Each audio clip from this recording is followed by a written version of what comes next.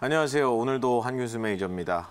제가 이제 코너 이름이 마음 편하게 돈 버는 나만의 투자 마돈나죠. 근데 이제 지난 거래일 한 7, 8거래일 정도를 보면 마음이 편하기가 사실 어려운 시장입니다. 이해합니다.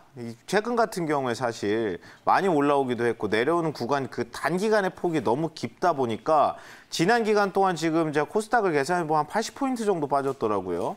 그럼 이제 전고점 대비했을 때 한 10%가 조금 안 되게 빠진 거니까 지수 최고 꼭지에 이제 매수를 하셨던 한 7, 8거래 정도 전에 이제 매수를 하신 분들 거기서 이제 뭐 어떤 종목이든 랜덤으로 찍어서 평균적으로 아무거나 찍어서 이제 매수를 했다고 보고 지금까지 들고 있다고 봤을 때는 평균 손익이 한 마이너스 코스닥 기준으로 봤을 때 마이너스 한 15에서 20% 정도 되실 겁니다. 근데 이렇게 많이 빠지는 시장은 사실 자주 나오는 시장은 아니고 그동안 많이 올라왔으니까 그런 그림이라고 보시면 되고 여기서 중요한 건 뭐라고 했죠? 시장이 그래서 여기서 추세가 완전히 끝나냐? 그게 가장 중요한 질문인데 그럴 가능성은 높지 않다고 본다고 계속 말씀을 드리고 있고 주식을 하려면 이제 항상 시장이 제가 장이 좋을 때도 맨날 하던 말이거든요. 시장은 계속 좋을 수 없고 빠지더라도 계속 나쁠 수 없습니다. 큰 뷰가 중요하고 단기간에 자꾸 고점 또는 저점을 맞추려고 하시니까 그래서 힘든 거다라는 말씀을 자주 드리고 있고 예를 들어서 이런 겁니다. 오늘 이제 또 많이 빠져서 이제 걱정이 많이 되셔가지고 많이 팔았습니다. 주식을 또는 이제 전량현금화를 해서 나는 주식하면 안 되겠다 이거 너무 많이 빠졌다라고 했는데 내일 당장 반등해서 올라가 버리면 그러면 이제 일단 오늘 파신 분들은 이제 조금 그런 문제가 생기는 거죠. 그럼 오늘 판 걸 그대로 내일 다시 매입해서 채워 넣을 수 있을까? 그런 이제 걱정도 되는 거고. 그래서 항상 생각을 하셔야겠는 게 지수가 크게 올라가고 지수가 많이 내려오는 거에 대한 내성이 엄청나게 많이 있으셔야 됩니다. 이제 저희 회원분들도 그렇고 제가 이제 주식하는 걸 옆에서 보시는 분들은 다 뭐라고 하시냐면 거의 부처님이라고 합니다. 저한테 왜 그러냐면 시장이 올라도 시장이 많이 빠져도 그냥 감정 변화가 하나도 없습니다. 정말 아무 변화가 없어요. 왜냐하면 항상 하던 대로만 하면 되니까 원래 하려고 했던 가격대로 그리고 원래 종목마다 생각했던 그림대로 여기 오면 손절해야지 여기 오면 물타기 해야지 추가 매수에서 비중을 싫더라도 평단가를 낮춰놔야지 아니면 이 종목은 여기 정도 오면 수익 실현을 해야지 아니면 지수는 여기까지 왔을 경우에 여기 하단이 안 깨지면 이건 추세 이탈한 게 아니야. 이런 기준이 명확하면 제가 항상 하는 얘기지만 기준이 항상 명확하고 항상 이제 가이던스를 내 스스로 가지고 있으면 시장이 오르든 빠지든 감정 동요가 전혀 없습니다. 제가 꼭 이제 드리고 싶은 말씀은 그겁니다.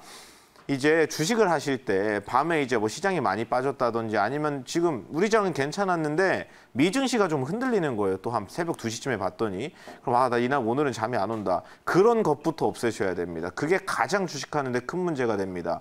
너무 감정적으로 하거나 이제 너무 감정이 휘둘려서 이제 나도 모르게 매수매도 기준을 이탈시키게 되면은 장이 아무리 좋아도 돈 못 법니다. 절대로. 제가 주식시장에 저도 이제 제가 나이가 그렇게 많지는 않기 때문에 3, 40년 있지는 않았지만 저도 이제 개인 투자하면서 돈을 정말 많이 벌어보기도 하고 많이 날려보기도 손해를 많이 보기도 해봤겠죠. 저도 이제 주식을 하면서 개인적으로 그런 입장에서 이제 드리는 말씀이니까 꼭 잘 생각을 하셔가지고 좀 이성적으로 합리적으로 냉철하게 하셔야 수익이 나올 때도 당연히 많이 나오는 거고 손실이 나올 때도 적게 나올 수밖에 없습니다. 그 말씀을 꼭 드리고 시작을 하겠습니다. 너무 걱정하지 마시라는 말씀을 드리는 거예요. 앞으로는 이런 일이 더 많을 겁니다.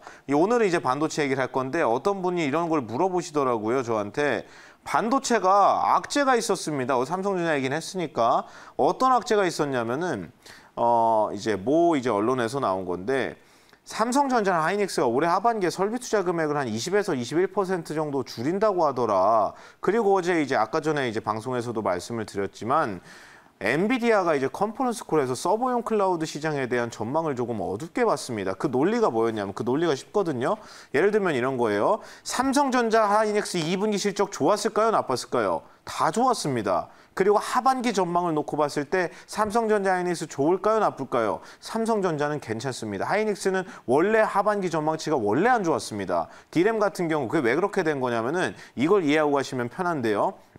어떤 이유 때문이냐면 2분기 실적이 좋았다는 게 좀 뜬금없었던 겁니다. 왜냐, 반도체 같은 경우에 아시겠지만 일단 코로나 때문에 전 세계가 이제 경제가 이제 사실상 셧다운에 들어간 나라들이 많았고 미국 같은 그렇게 큰 나라가 셧다운을 한번 들어갔었기 때문에 이런 구조로 가면 전 세계 산업 타격을 다 받지 않을까 당연하고 너무 상식적인 맞는 말이었죠. 근데 거기서 생각을 잘못했던 게 뭐였냐면 넷플릭스라든지 유튜브 같은 거 이제 재택근무하고 회사 출근을 안 하는 사람이 많이 생기고 또는 미국에서 이제 실직을 하면서 실업수당을 받는 다시 말해서 집에서 쉬고 계시는 분들이 많이 생기다 보니까 뭐가 늘어났을까요? 언택트 트래픽이 늘어나면서 데이터 트래픽이 늘어나고 클라우드 센터, 데이터 센터에 대한 수요가 늘어나면서 오히려 서버용 반도체가 잘 팔리는 겁니다. 2분기에. 그래서 2분기 실적이 좋았던 거죠. 그러면 하반기가 왜 안 좋다고 얘기했을까요? 엔비디아에서는. 어떤 이유 때문이냐면 코로나 때문에 코로나와 관련된 주 이제 수요처인 넷플릭스라든지 아니면 바이두 텐센트라든지 이런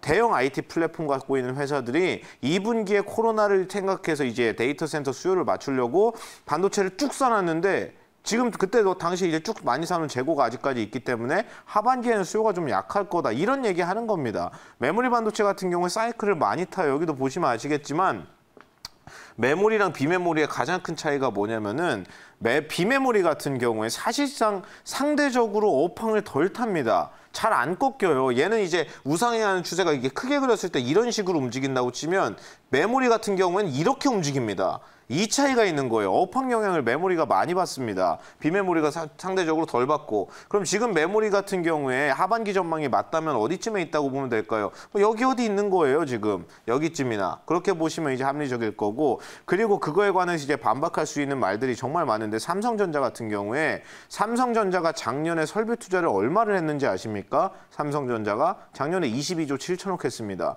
22조 투자해서 삼성전자가 혼자 반도체 투자한 금액만 22조 원이었습니다. 작년에. 그러면 올해는 얼마나 했을까요? 올해 상반기만 놓고 봤을 때 하반기는 아직 모르니까 상반기에 14조 7천억 했습니다. 다시 말해서 작년 1년 전체 한 금액을 통틀었을 때 올해 상반기에 한 금액이 이미 60% 넘어갔습니다. 그러면은 하반기에 설비 투자 금액 캐펙스를 줄이더라도 어차피 작년 수요량은 작년에 했던 캐펙스는 넘어갈 가능성이 매우 높습니다. 그리고 내년 같은 경우에 보시면 2021년 전망이 나오죠. 반도체 장비 재료 협회 세미에서 발표를 한 숫자인데 2021년 내년이 되면 전 세계 반도체 장비 투자액이 700억 달러가 넘어가면서 사상 최대치를 경신할 걸로 거의 확정적으로 보고 있습니다. 원래 이미 경신할 거라고 볼 때 676억 달러를 얘기했었는데 이번에 전망치가 상향됐습니다. 더 많이 한다고. 상근에도 사상 최대치를 얘기했는데 그거보다 더 많이 한다고 상향했어요. 그러면 아까 전에 얘기를 했지만 반도체 종류가 정말 많다 그랬죠. 그럼 그 많은 반도체 중에 특히 어떤 분야가 설비 투자를 주도적으로 많이 할까요? 지금 세미에서 이제 얘기하는 걸 기준으로 놓고 봤을 때 가장 성장률을 높게 보는 게 두 가지인데요. 그게 뭐냐면 디램이랑 낸드입니다. 그러면 아이러니하죠. 삼성전자 하이닉스가 디램이랑 낸드가 메인이어서 특히 하이닉스가 이게 되게 중요한데 디램이랑 낸드가 놓고 봤을 때 올해 하반기 안 좋다며 제가 방금까지 그 얘기한 거예요. 올해 하반기 캐펙스를 줄일 가능성이 높다고 해서 그걸 악재라고 이제 얘기를 하시는데 아이러니하게도 사상 최대치 캐펙스를 경신하는 내년 같은 경우에 그 경신하는 캐펙스를 주도하는 게 디램이랑 낸드입니다. 사이클이 원래 이렇게 돌아가기 때문에 이번에 나온 뭐 설비 투자 줄이는 거는 악재라고 보시면 안 돼요. 디램이랑 캐펙스, 디램이랑 낸드 설비 투자 늘리는 거 누가 주도할까요? 삼성전자 하이닉스가 사실상 다 아는 시장입니다. 이 시장은. 예를 들어 이제 점유율 같은 경우에도 제가 보여드릴 텐데 점유율을 먼저 보고 나서 이제 넘어가는 걸로 하죠. 디램이랑 낸드 플래시 여기 써 있죠. 이 두 개가 메모리 반도체의 시작이자 끝입니다. 그냥 두 개만 보면 됩니다. 비메모리는 종류가 많지만 메모리는 디램, 낸드 두 개가 그냥 끝이에요. 그럼 디램 같은 경우에 놓고 보면 삼성전자 점유율이 46%, 하이닉스 점유율이 전 세계 2등으로 28%죠. 그럼 삼성전자, 하이닉스 저 두 개 회사의 점유율을 합산하면 몇 프로가 될까요? 75%입니다. 다시 말해서 속된 말로 그냥 두 개 회사, 대한민국 1등, 2등 삼성전자 하이닉스가 둘이서 그냥 다 해먹는 시장입니다. 마이크론이 숟가락 얹은 정도죠. 나머지는 점유율이 의미가 없어요. 왜 이렇게 된 거냐면 원래 디램 만드는 회사들이 되게 많았는데 예전에 치킨 게임 들어갈 때 삼성전자 하이닉스 마이크론 빼고 다 묻어놨습니다. 다 망했어요. 그냥 뭐 키몬드라든지 LP다 이런 회사 다 망했기 때문에 치킨 게임에서 이겨서 이렇게 된 거고 낸드 같은 경우에는 좀 다르죠. 낸드는 삼성전자가 또 역시 전 세계 1등 33%인데 2등이 키옥시아라는 회사입니다. 이게 옛날에 도시바 아시죠? 도시바거든요. 일본 회사죠. 우리가 다 알고 있듯이. 웨스턴 디지털 미국, 마이크론 미국, 인텔 미국, 그리고 하이닉스가 한 5등에서 6등 왔다 갔다 합니다. 그러니까 결론적으로 삼성전자는 디램, 낸드 둘 다 전 세계 1등이고 하이닉스는 디램은 전 세계 압도적인 2등이지만 낸드 시장에서는 약하죠. 그러니까 이제 하이닉스 같은 회사들이 뭘 할까요? 하이닉스 같은 회사들이 무슨 생각을 하냐면 자기들이 메모리 반도체에서 상대적으로 약한 게 낸드니까 낸드가 약하잖아요. 그럼 SK 하이닉스, SK 회장 누굽니까? 최태원 회장이 어떻게 했을까요? 도시바가 매물로 나왔을 때 여기다 지분 한 푼이라도 더 태우려고 맨날 일본 직접 갔습니다. 직접 갔어요, 일본에. M&A를 자기가 직접 주도했습니다, 회장이. 직접 일본 가가지고 도시바 지분 태우려고 결국에는 펀드 이용해서 지분을 태웠는데 자기들이 가장 약한 단점인 낸드를 이렇게 커버했죠. 지분을 태워서. 이건 뭐 여담으로 말씀을 드리는 거고. 그리고 앞에 페이지 사실 이게 좀 중요한데요. 시간이 많이 부족할 것 같습니다. 그래서 삼성전자 이제 비메모리 반도체 투자. 작년 4월인가 얘기한 거죠. 벌써 이게 지금 1년 넘었습니다. 이종부 회장 그리고 삼성전자에서 이제 비메모리 전 세계 1등 하겠다고 반도체 비메모리 반도체 2030 비전 선포를 하는데 기억나실 거예요. 1년 정도 됐습니다. 그때 이제 133조 원을 투자한다고 했습니다. 그럼 그 돈이 어디로 가는지를 알아야 될 거 아니에요?